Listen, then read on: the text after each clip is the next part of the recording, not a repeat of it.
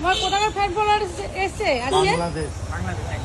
বাংলাদেশ থেকে? হ্যাঁ, এর ফ্যান তারাও আছে এই পৃথিবীতে। এই প্রথম দেখলাম।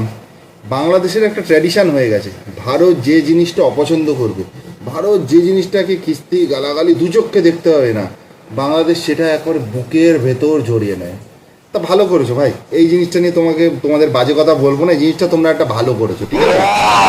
তোমরা যখন এসেই পড়েছো, যাওয়ার সময় মালটাকে নিয়ে চলে যাও ভাই। এতই বড় যখন ফ্যান, আর ওর নাম তো তোমরা শুনলাম বাংলাদেশে নাকি ওই পার্কও খুলছো, এটাকে নিয়ে চলে যাও ভাই, আমাদের দেশ থেকে এটাকে নিয়ে যাও। আমরা বলছি তিস্তার জল দিয়ে দেবো, তিস্তার জল আমরা দিয়ে দেবো, এটাকে নিয়ে যাও।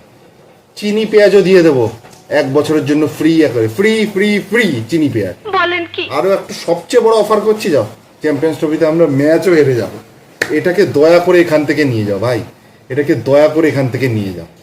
মানে করোনা ভাইরাস এসে চলে গেছে, তার ভ্যাকসিন বেরিয়ে গেছে, এ ভাইরাসের ভ্যাকসিন এখনো ভারত বার করতে পারেনি, ঠিক আছে?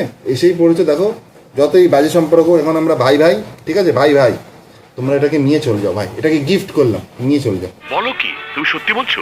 হ্যাঁ। আরে বাবা, দেখো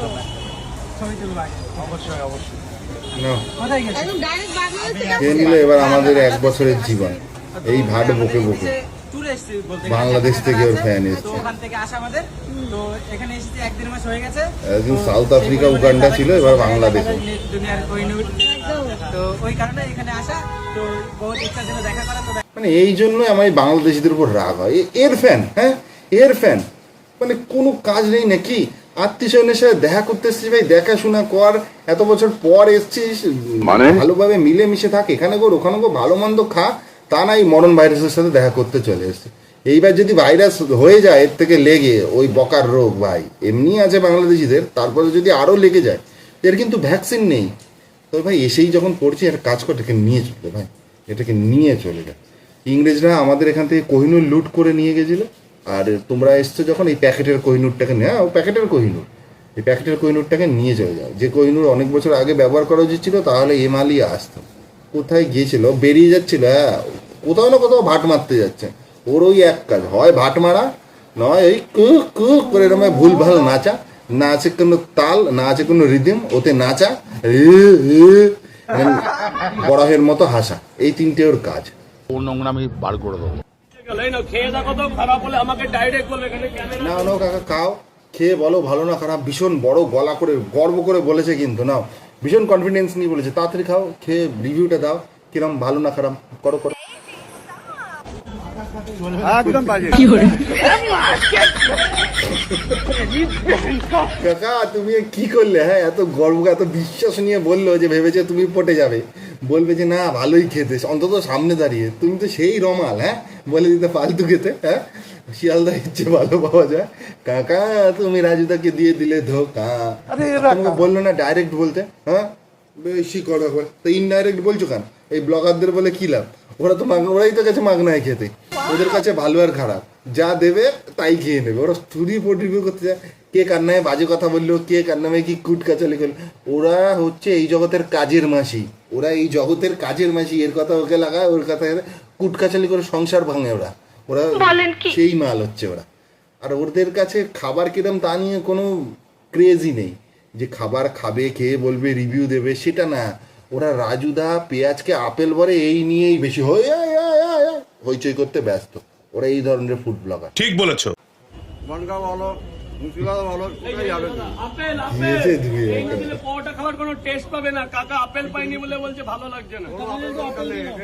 ভাই সবাই ওরকম হয় না যে মুখের উপরে বলে দেবে, কিছু কিছু এরকম লোক থাকে। সিধা বাপ নো বকওয়াস একেবারে। রাজুদা খেয়ে গেছে চাপ, বিশাল চাপ খেয়ে গেছে, ঠিক আছে? একদম ক্যামেরার সামনে বলে দিয়েছে তো ফালতু খেতে। রাজুদা ও পকবে না, অত পকিয়ে লাভ নেই, ও কাকা পকবে না, ও যেরম খেতে যেরমই বলেছে। তরকারি যেরম খেতে, পরোটা যেরম খেতে সেরকমই বলে দিয়েছে। আপেল পেঁয়াজ, ওরা আপেলকে আপেলই বলে, পেঁয়াজকে পেঁয়াজই বলে। আর পেঁয়াজ লঙ্কা দিয়ে তরকারির টেস্ট পাল্টায় না। এই যে চালাচামুন্ডা যারা আছে, ওই ওই ওই কাকে এই দাও, কাকে ওই দাও, ওই করে লাভ নেই। কাকা যা বলার বলে দিয়েছে, সব জায়গায় খেয়েছে, সব জায়গার চেয়ে ফালতু। কি বললে কাকা? পরোটার উত্তম কুমারের মন ভেঙে গেল। পরোটার উত্তম কুমার কত গর্ব করে বললো পরোটা জগতের উত্তম কুমার, আর তুমি এরম করে দিলে। তুমি সব কি বলছো? জল খাবে ও জল। এক ফোঁটাও জল নেই।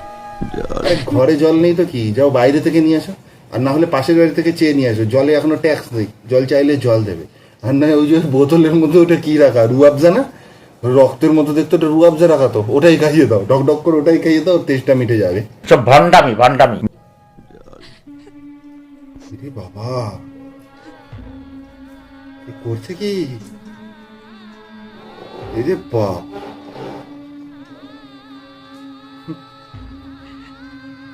এ তো বাঁধের গেট খুলে দিচ্ছে। এ কি রে, এবার তো ঘর না, পুরো পাড়া ভেসে যাবে। ভাই একটু জল খেতে খেতে, এত জল খেলে তো সারা জীবন আর জল খাওয়ার প্রয়োজন হবে না রে। আরে ও মানে ডিস্টিল ওয়াটার খায়, তাই জল এনে খাওয়াচ্ছে না, চোখের জল দিচ্ছে। যা জল দিচ্ছে পুরো নদী শুকিয়ে যাবে, পুরো একটা নদী শুকিয়ে যাবে। মানে এই হচ্ছে ক্রিয়েটিভিটি। দেখো পাশের বাড়ি থেকে জল এনে খাইয়ে দিল তো ব্যাস, ওর ভিতরে ক্রিয়েটিভিটি কী আছে? জল খেতে চেয়েছে, জল এনেছে, জল খাইয়ে দিয়েছে। তার চেয়ে ও জানে যে পাশের বাড়ি থেকে গিয়ে জল আনতে আনতে তার চেয়ে ও কেঁদে দেবে তাড়াতাড়ি, ওর পিপাসা মিটবে তাড়াতাড়ি। এটাই বলে ক্রিয়েটিভিটি। তোমরা বোঝো না, ভুলভাল বলো। ও তো জল খেতে চেয়েছে, জলে ডুবে মরতে চায়নি। এই এত পরিমাণ জল দিলে তো ডুবে মরে যাবে। গার্ড একদম মানে এই পরীক্ষাতে একদম ফালতু গার্ড পরীক্ষার কোশ্চেন এসছে কমন পাইনি, কি করবে ভাই? প্রথম বড় পরীক্ষা, খারাপ সবারই লাগে, এ কিচ্ছু করার নেই, খারাপ তো লাগবে।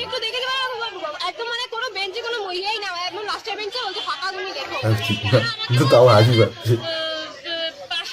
পাশের ওটা কি হয়েছে? এরম এরম ঘর, এরম ঘাটটা কি সুন্দর বেঁকিয়েছে, বডি এখানে ঘাড় বেঁকে পুরো এরম হয়ে গেছে। জিরা ঘাড় কেন, কার? ও এক জাত, সেই না।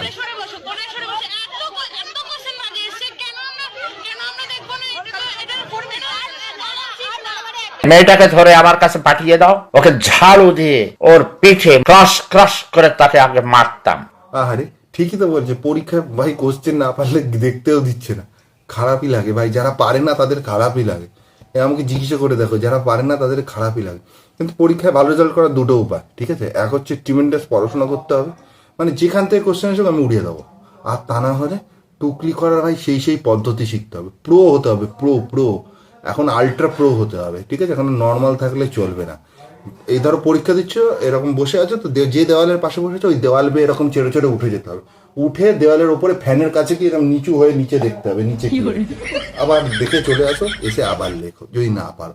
একবার যে চেয়ারে বসে, যে চেয়ার টেবিলে বসে আছো ওই একেবারে পড়ে যাও বেঞ্চের তলে, যে বেঞ্চে বসে আছো বেঞ্চের তলে একেবারে আর্মিদের মতো ক্রল করে করে করে করে গিয়ে একেবারে ফার্স্ট বেঞ্চে উঠতে হবে। যে পারছে first bench, second bench, third bench, যেখানে যে পাচ্ছে সেখানে উঠতে হবে, উঠে তাকে কোশ্চেন জিজ্ঞাসা করতে হবে, করে চলে আসতে। এরকম মানে অদ্ভুত আইডিয়া। জিভে লিখে নিয়ে যেতে হবে, যে ছাপ দিয়ে নিতে হবে, মানে বুঝতে পারবে না এরকম সব জিনিসপত্র, ঠিক আছে? এখন ওই গায়ে লিখে নিয়ে যাওয়া সব ধরে নিয়েছে, এখন আর হয় না, এখন আলট্রা প্রো হতে হবে। দাবিও কি, ওই বাচ্চাটার মা বুঝতে পেরেছে, সাথে সাথে বলছে না কোশ্চেন তো ভালো হবে। ও বুঝতে পেরেছে যে কেস খেয়ে যাবে, আরে এইসব বলছে কেস খেয়ে যাবে, তাড়াতাড়ি বলছে না কোশ্চেন তো ভালো হবে।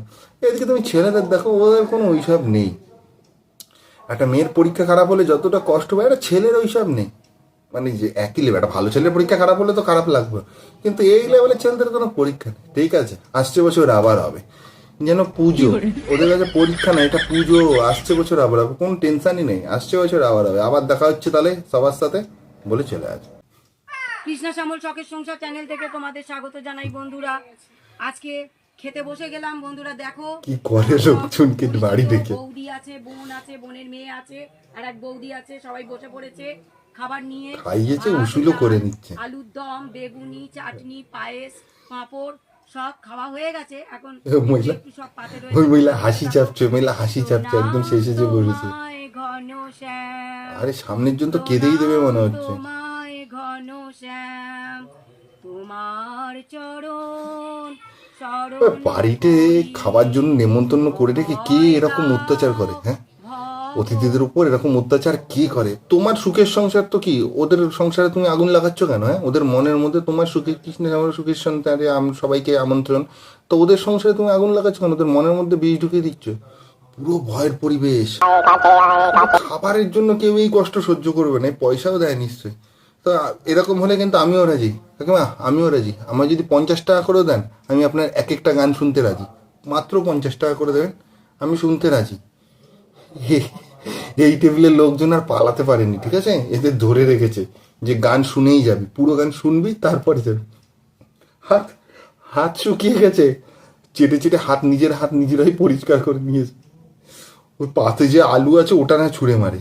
ও গান গাইবার ওদের একেবারে তবলা হারমোনিয়াম হিসেবে ব্যবহার করছে, বসিয়ে রেখেছে। দর্শকের অভাব।